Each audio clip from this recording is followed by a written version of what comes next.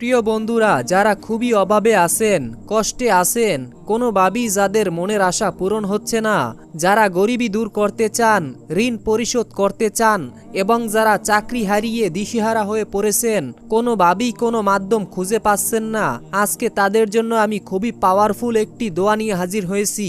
দোয়াটি যদি আপনি পড়েন, আপনার অভাব দূর হবে, কষ্ট দূর হবে এবং মনের আশা পূরণ হবে এবং গরিবি দূর হয়ে যাবে। ঋণ পরিশোধ করার ব্যবস্থা মহান আল্লাহ পাক রব্বুল আলামিন করে দিবেন।